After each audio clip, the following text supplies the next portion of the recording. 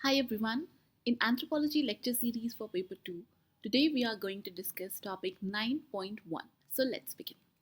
See, this topic 9.1 is itself a quite exhaustive topic where you have to cover the history and the administration of tribal area, the policies about the PBTGs or the PTGs that you may say, and the role of NGOs in the tribal development. We are going to cover all of this in today's lecture. So sit down, take note of it, and you are good to go with this topic.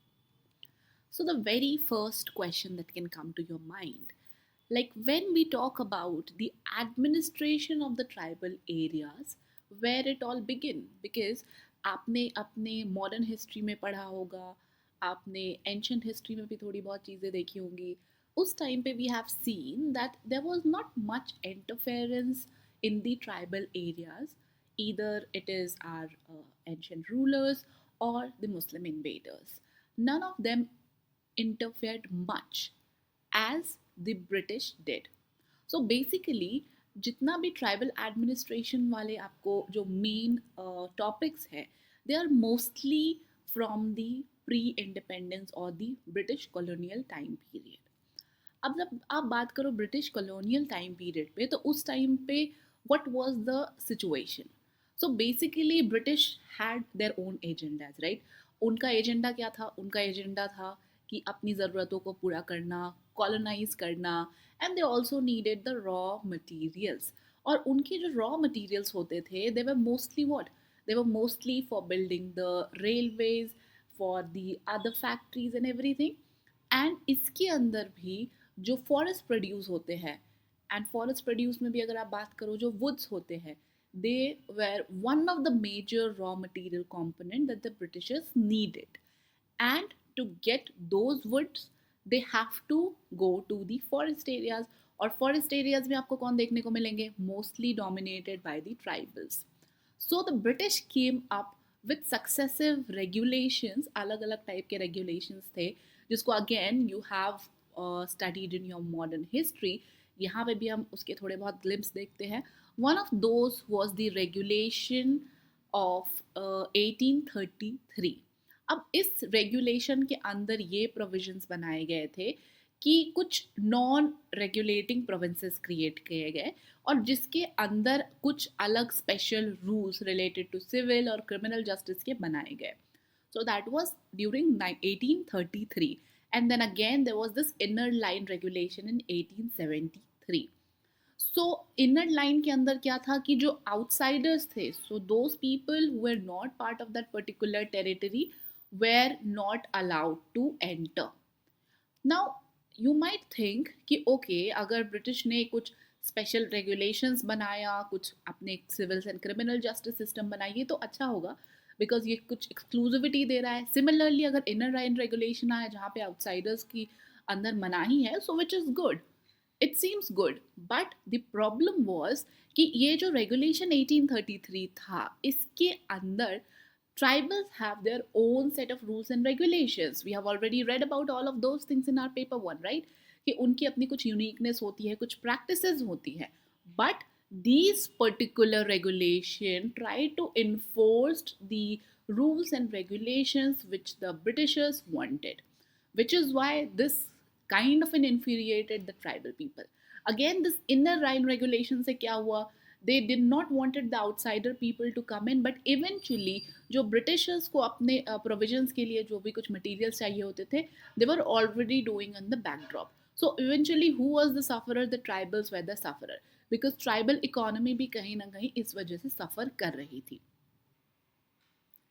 Going ahead, there were other acts that eventually came into picture, and in acts से भी tribals बहुत ज़्यादा खुश नहीं थे, because there the power to decide on the administration aspect was still lying with the governor, which was none other than a British representative. Eventually अब इसके repercussions ये निकलते हैं that you can see lot many tribal revolts happening during the British colonial time period. और ये अलग अलग tribal revolts हुए थे, कुछ के कारण भी सिमिलर थे, कुछ के कारण डिफरेंट भी थे. So will study that in a little detail going ahead.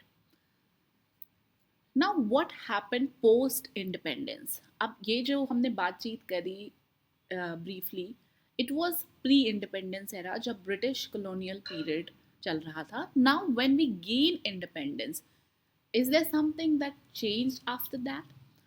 Of course, the condition has improved, what you could say, from the British time period, because after India gained independence, so the government adopted the policy of isolation, but in a very different format.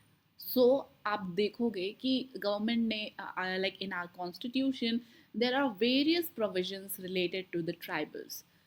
अब चाहे वो आपका article 342 हो या fifth और six schedule हो, और for that matter the very famous Panchsheel given by our very own first prime minister Jawaharlal Nehru.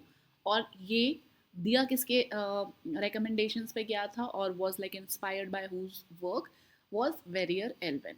So Verrier Elwin ने सजेस्ट किया था certain framework and Jawaharlal Nehru eventually implemented that in the form of Panchsheel. And then कुछ special provisions, जैसे हमने बात की PESA act. सो पैसा act is a very important act that you should study, not just for your GS2 purpose but even for your anthropology perspective, because कई बारी question पैसा से डायरेक्टली पूछ लिए जाते हैं, like what are the provisions regarding this particular act, so that you should very well know. अब इसके अंदर आप एंथ्रोपोलॉजी एस्पेक्ट्स कैसे डाल सकते हो, that we will see in a little later. But what you just need to do is, like, at least you remember all the provisions related to this. That is also very well required for your anthropology. Don't treat it in isolation, like you just need to study this for your GS2 purpose only.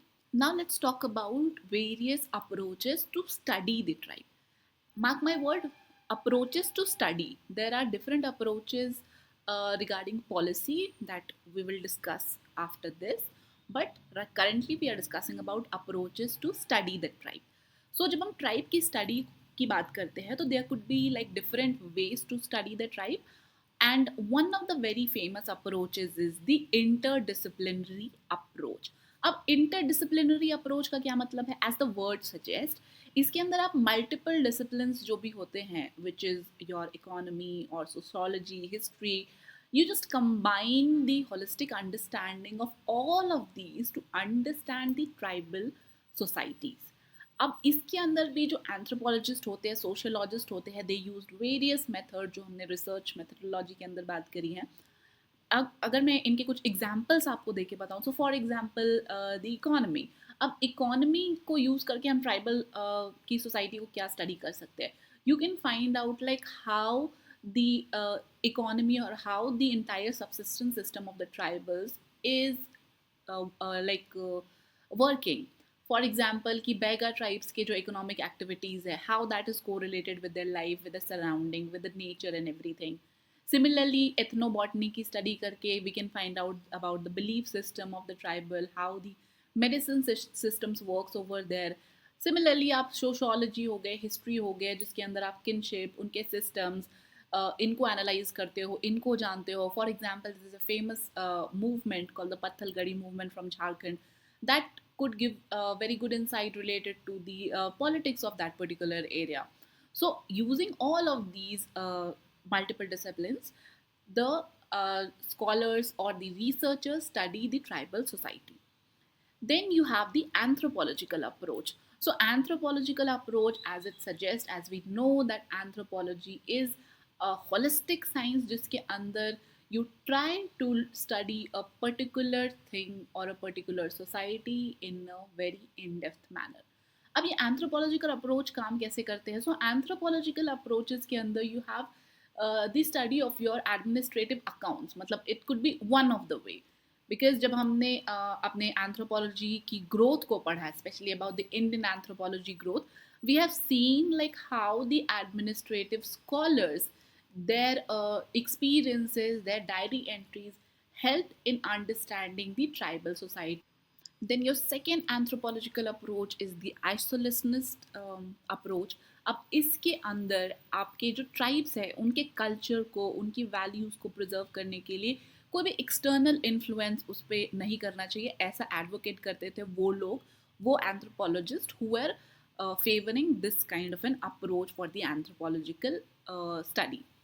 Then further moving ahead, you have the integrationist approach. अब ये बिल्कुल opposite है आइसोलिस्ट approach के.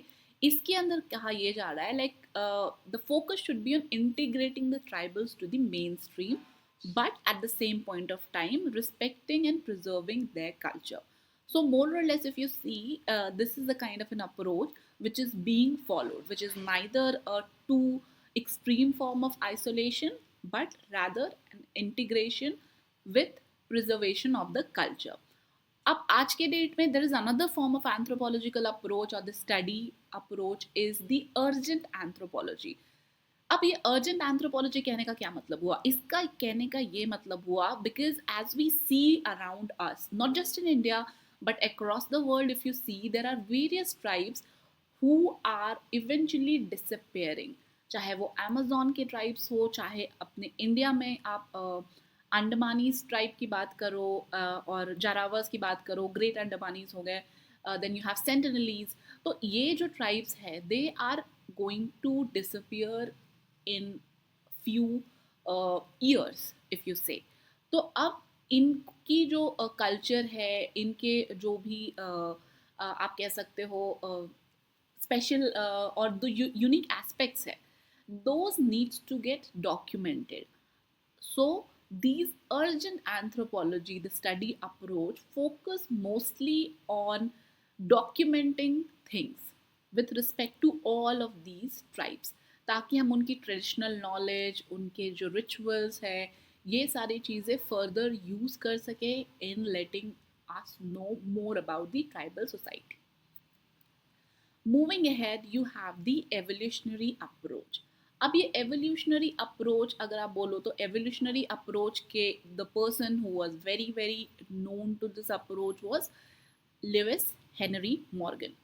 हमने Morgan के बारे में पढ़ा था when we were studying about the marriage, and we have seen how he see a linear progression.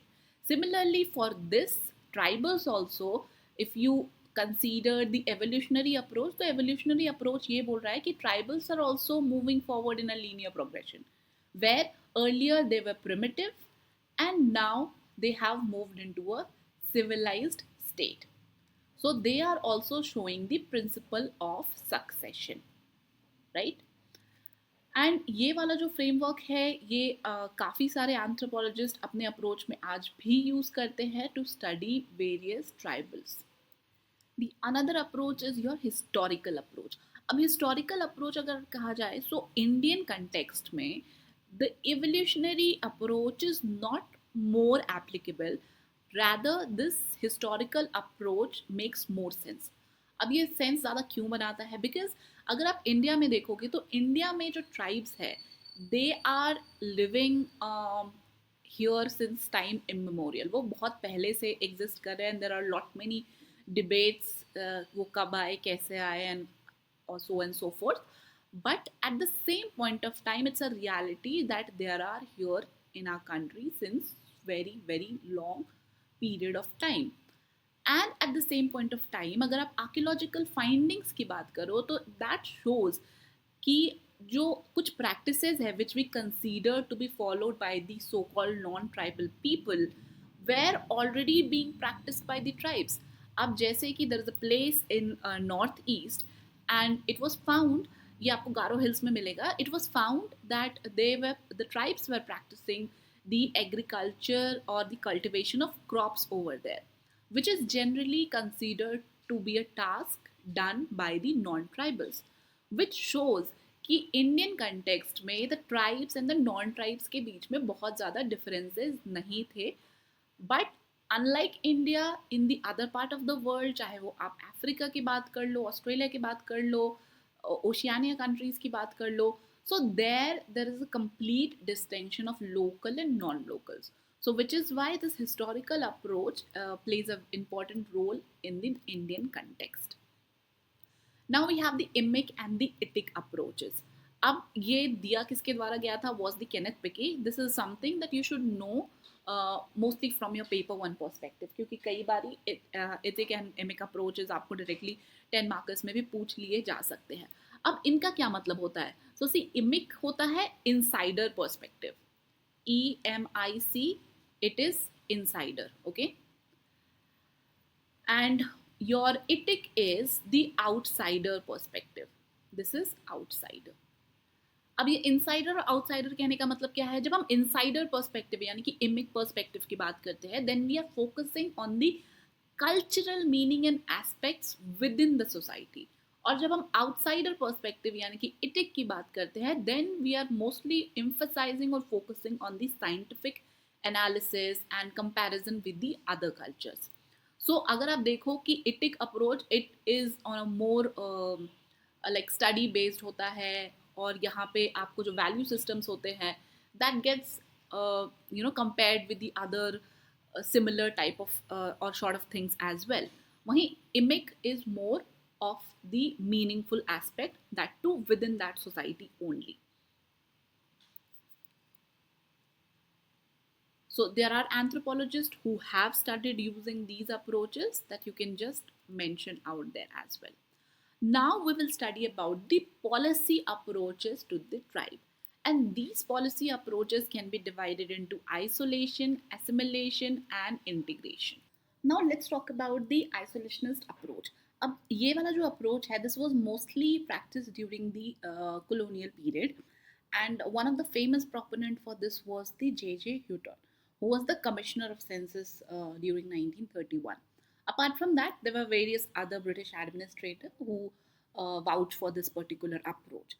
अब as the name suggests, isolationist, अब इसका कहने का ये मतलब है कि ट्राइबल्स जो है इनको बिल्कुल अलग थलग कर दो, like let them be separate from the main stream society, let's not disturb them, let them live in their own bubble. And उनका ये मानना था, the rational which they gave for this was that this could protect them from the over exploitation by the main stream society, और ये उनके जो culture है उनको प्रिजर्व करने में भी हेल्प करेगा। Of course this was the rational given, but eventually अब होता क्या है, that is like a thing for discussion. And अगर आप देखोगे इस अप्रोच के ही अंतर्गत there were this regulation 1833 and your inner line regulation of 1873, जो हमने ऑलरेडी डिस्कस किया हुआ है, ये सारे इसी अप्रोच को ध्यान में रख के लाए गए थे। And at a point of time, Verrier Elvin was also a very strong proponent for this, but later on he changed his instance regarding this. Of course, अब approach है उसके कुछ criticisms भी रहे होंगे, because that nothing is like perfect in itself. So this particular idea was also criticized by various people. अब लोगों का ये मानना था, especially the anthropologists, the Indian anthropologists, they criticized this, saying कि अगर आप policy of isolation ला रहे हो, which means you are trying to divide or completely isolate the tribal population from the non-tribal, leading to a major void. Also इस तरीके से अगर आप अलग बना रहे हो, रख रहे हो, this could also mean that you are trying to create a museum specimen, यानी कि ये कुछ अलग से लोग हैं and they are very different from the main stream which is of course the majority, और ये उनसे बहुत डिफरेंट है, तो they will be seen as a very from a very different lens. तो इस तरह से हमें इन्हें नहीं रखना चाहिए, and this will also lead to their socio economic stagnation, because अगर वो किसी से मिलेंगे नहीं, उन अपने में ही रहेंगे, अपने ओन बबल के ही अंदर रहेंगे, तो they will be not able to progress any more. So this was the criticism regarding this particular approach. Then you have the assimilation approach. अब एसिमिलेशन अप्रोच के कुछ प्रोपोनेंट्स की अगर आप बात करो, तो G S Ghurye was one of them. Then जो ठाकर बापा थे, he was a very big philanthropist and a social worker.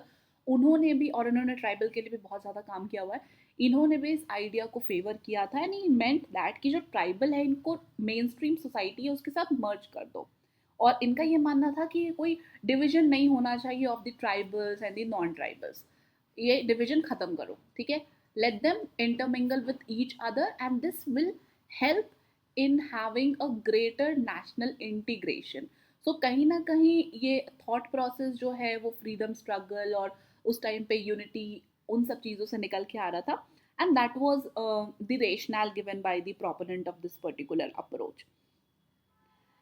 So basically again this approach was also criticized, telling कि अगर आप assimilate कर दोगे, which means you are trying to destroy the culture or a particular value system of the tribals. You're not letting them grow or propagate their ideas, rather you're trying to impose yours upon it. अब जैसे हिंदुनाइजेशन का जो idea है, Sanskritisation है, everything you could say like some or the other way part of this particular approach, जिसके अंदर हम उनकी जो अपनी एक आइडेंटिटी है उनको भुला के you are trying to impose a certain external force to them. And the third approach is your integration approach. So this is more of a balancing approach you can say. अब इस approach के अंदर ये कहा जा रहा है that you assimilate the tribals in the mainstream society, but at the same point of time retain their distinct identity. ठीक है, कि हम उनकी डिस्टिंक्ट आइडेंटिटी को डिस्ट्रॉय किए बिना उनको एसिमिलेट करते हैं the main stream, so that both can go parallelly, उनका डेवलपमेंट भी ना रुके एंड उनका कल्चर भी प्रिजर्व रहे. अब ये अगर आप देखोगे in and around various initiatives that is being taken for the tribal, they are mostly inspired by this. For example, let's take a very simple example of Eklavya model schools. अब Eklavya model schools के अंदर क्या है, they are meant specially for the tribals, but at the same point of time हम वहाँ पे उनको traditional systems के बारे में भी बता रहे हैं, but we are also educating them with the recent happening or with the day to day things which the other students are studying in the other schools, so that they get equipped with all the things at the same point of time. So this is, as I said, is a more often balancing approach. और Indian constitution के अंदर भी जितने भी provisions है, whether it is your fifth or the sixth schedule, whether it is the Panchsheel for the tribals, whether Panchsheel is of course not in the constitution, but I'm talking about the various policies, initiatives that is related to the tribals, whether your PESA Act. So all of these tries to preserve the tribal at the same point of time, letting them grow in their own space. And there is this Berry's typology, just for you to remember. Assimilation may, when you talk about, it is the acceptance of the new culture and rejection of the old. Integration, which we call as the balancing, also is the acceptance of the new culture while maintaining the old culture. Segregation के अंदर you reject the new culture and maintain the old culture. This you can classify also as the isolationist approach.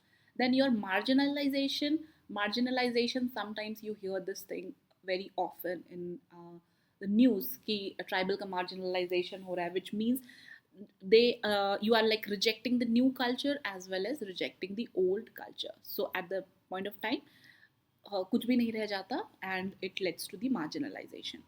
अब ये integration approach के भी कुछ criticisms रहे थे, and basically it was from G.S. Ghure, because according to him this integration approach is more of an western connotation, कि जहाँ पे आप बात कर रहे हो you will try to balance it out. He said ऐसा कुछ नहीं हो सकता है, because anyway we have studied that he was in much favor of the assimilation approach. So which is why he criticized this particular approach. But anyway, this approach of integration remain pivotal in our state policies also, as we have already discussed. Now let's talk about the tribal Panchsheel. So the very first thing that you should know is that the tribal Panchsheel is not a policy but rather a framework. And this framework is meant for the tribal development. And this was advocated by our very first Prime Minister Jawaharlal Nehru.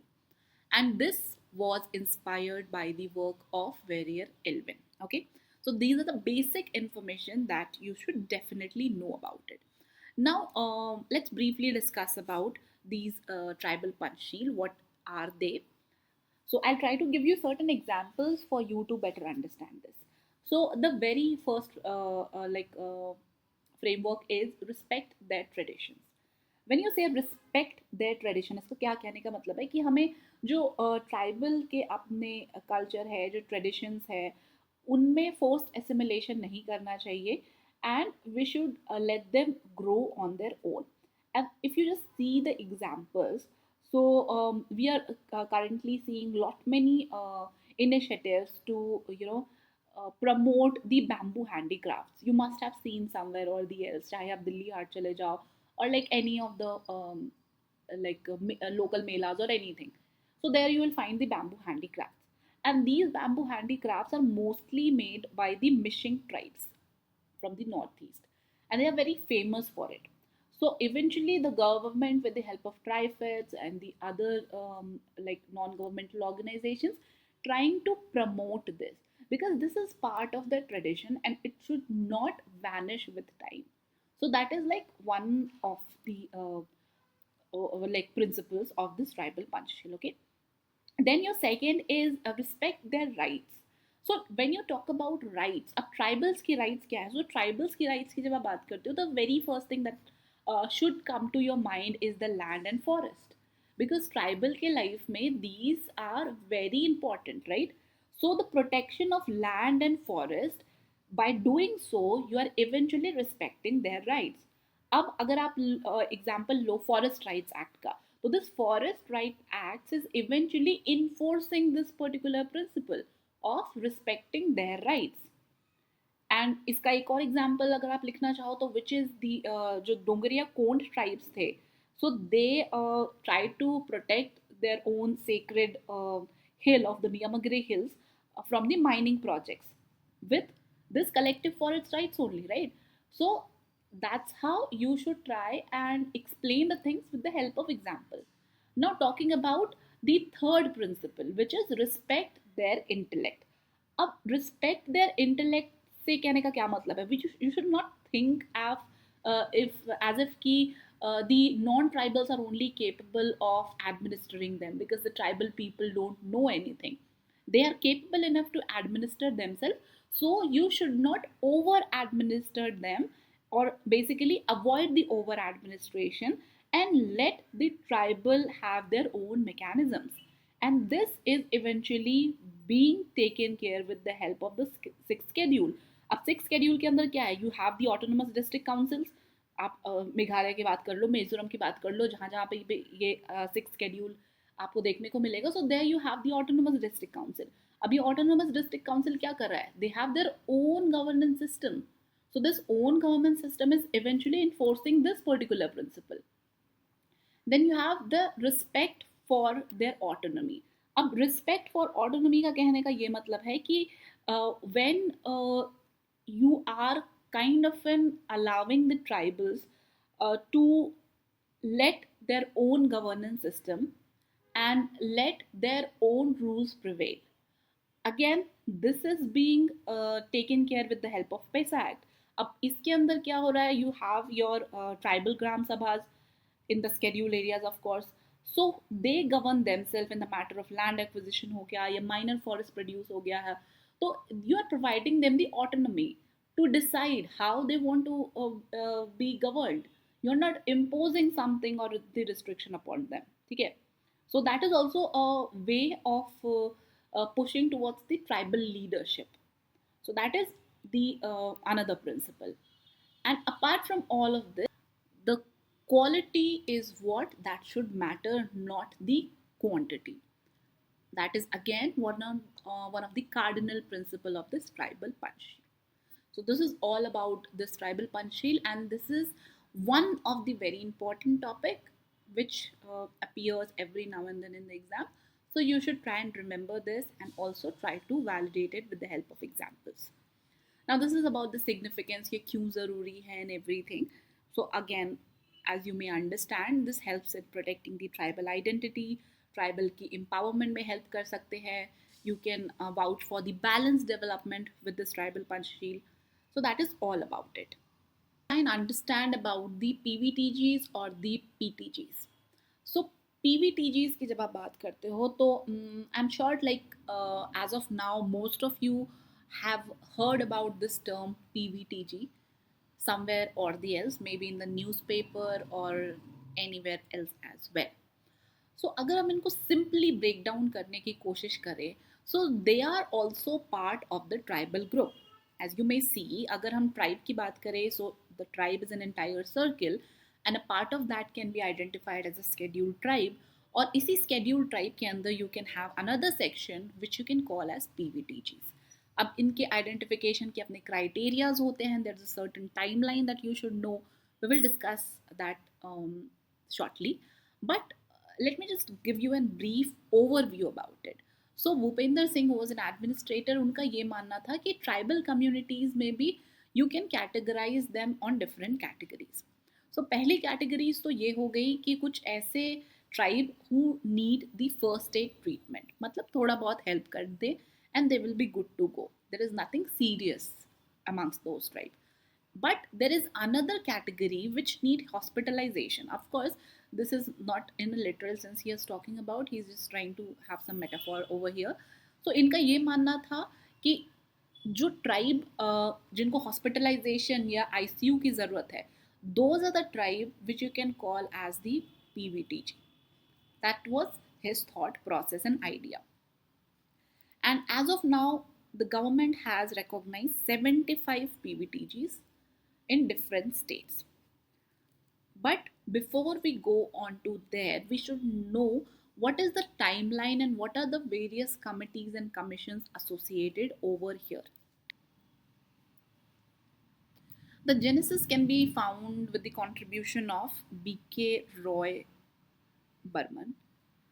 So B.K. Roy Burman during 1960s, he stressed upon the categorization of the tribal communities because he felt that not all tribe will require similar kind of an attention. There are certain tribes which might need more attention.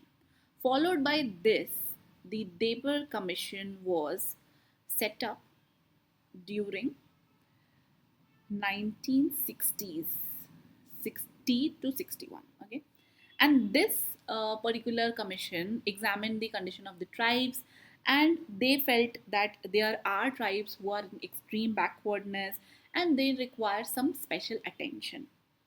Followed by this, there was the Shiloh O committee, and you can say that this committee was the foundation for your PVTG, okay, or PTG at that time, because the name PVTGs got changed later.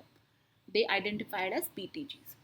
And on what basis that PTGs were identified? So during the Debar Commission studies, there were certain criteria that was identified, and based upon those criteria, these PTGs were identified. Okay, and eventually in the fifth 5-year plan, the recognition was given to this uh, PTGs, and at that point of time there were 52 PTGs, and currently as we stand we have 75 PVTGs.